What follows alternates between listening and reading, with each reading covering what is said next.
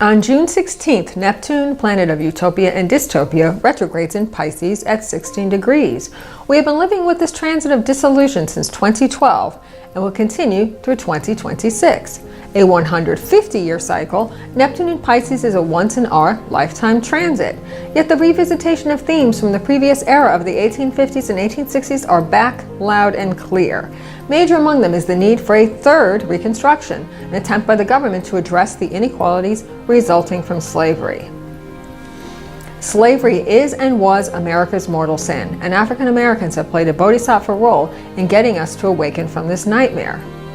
And not to negate the horrendous experiences that Black Americans have had to endure, Neptune is also correlated with victims and martyrs, but we must understand the role that hierarchy, patriarchy, and capitalism have played in the creation of a slave state.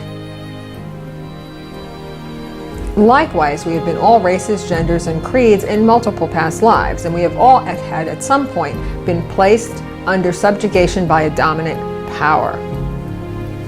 Unfortunately, slavery has not ended, either literally in other parts of the world as in sex trade workers and child laborers, but also in the more institutionalized forms of mass incarceration and redlining here at home.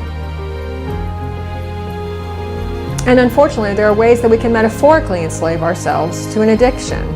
Neptune deals with escapism through drugs, be it through power, money, religion, social media, exercise, television, and pornography. During this time period, Neptune went into Pisces in 2012, the opioid epidemic has exploded. The poisonous scourge of pharmaceuticals has been orchestrated and abetted by the medical community, and in this way the war on drugs is displaced and a sick joke. On the positive side, the legalization and embrace of marijuana as medicine, even if approved of for capitalist reasons, is a step forward toward healing with natural plants, rather than deadly man-made substances irresponsibly approved by the FDA. Pisces is connected to the ocean and the emotional body. The extreme weather, certainly the physical result of climate change, can also metaphorically be attributed to the quantity of emotional pain experienced on the planet at this time. From a prosperity standpoint, the human species is better off than at any other time in history, but the suppression and/or processing of generational, national, and racial karma in order to evolve is taking its toll. As the Japanese scientist Masaru Emoto has discovered, our emotions affect the water in our cells, and it is not a far stretch to consider likewise how emotional disturbances link to weather patterns across the globe. Any addiction is usually a failed attempt to process emotional pain and trauma.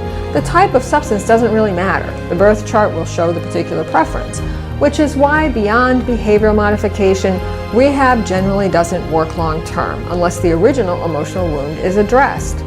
Stop looking at the what, the substance, and pierce through to the why, and you will find greater success with battling alcoholism, sex addiction, and opioid use. In fact, as Chiron was in Pisces the last 4 years along with Neptune, we have witnessed a greater focus and attention on addressing our core emotional wounds. Regardless of whether the result of neglect, trauma, abuse, lack of nurturing, the healing that people are seeking cannot be found in another person or substance, but by becoming connected to the divine creator within. And one of the ways to connect to Source is through art. In fact, one of our greatest pleasures, music, is totally Neptunian. If one listens to the lyrics, the words that Christian rock artists sing to God are the same ones secular artists croon in love songs. Can't we take a cue here and see that the one we're missing, the beloved, is within us? Perhaps we are mourning our original split of masculine and feminine, the so-called twin flame. Of course, the greatest example of expressing the love of the divine are in the poems of Persian Sufi mystic Rumi. Neptune is connected to the ethereal realm and to that of illusion and magic, both light and dark. Media and the arts certainly profit from its glamour and distraction, which can hide or uplift us from the reality occurring behind the scenes. On the political front, this takes the form of charismatic leaders and false prophets. Americans were duped by a charlatan out of a sense of despair and perceived loss of a false paradise, which never existed except for a chosen few, or the spiritual ignorance of cruelty and greed. We have 8 more years of the Neptune and Pisces transit, and no, Trump will not even finish his first term. Yet without waking up, another false emperor could capture the attention of our psychologically disabled populace. Rather than give in to the lassitude and feelings of victimization, we must fortify ourselves with proper information, moral courage, and a nuanced, mature perspective of what life is really about. Because Neptune, along with Pluto and Capricorn, will oversee the deconstruction of the current order of things, including nationalism and its current fantasy of borders and separation of land and people. Of course, the internet, created during Neptune in Aquarius 1998 to 2012, the dream of the collective universal mind, has helped to hasten the demise of 18th century nation-state thinking. Borders and national identity are just man-made concepts rather than divine right, and certainly do not appear on natural photos of the Earth. Neptune in Pisces is also marking the coming end of the age of Pisces, the broad range encompassing the last 2,000 years of Christian beliefs. This includes the notions of good and evil, suffering, sacrifice, and victim consciousness. It is not to say these things don't exist on the material plane, but once again, it is possible that we feel that way because we do not have a direct connection to Source. Instead, seeking mostly male intermediaries in the form of priests, ministers, prophets, and mullahs. By finding God within, humans can break free from the bonds of suffering and wake up and change the world in such a way that we all live in free expression and abundance. Then much of the piety, pity, lack, unworthiness doctrine, as well as escape from inner and outer tyranny, can disappear from our consciousness. This requires us to move away from childish, naive notions towards spiritual maturity.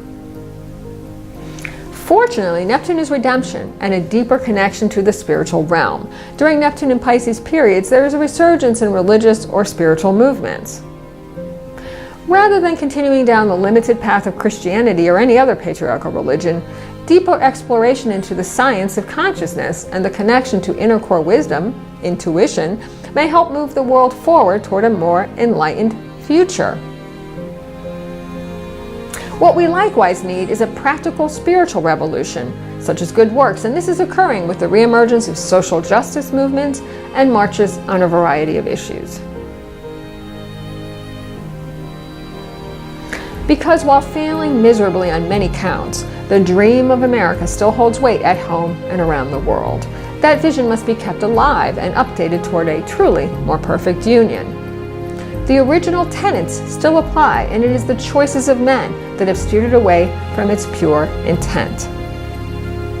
So let us look to a future perfect fourth reconstruction of our values and prerogatives for the entire human race, one that considers the benevolence of the whole rather than the false narrative of separation.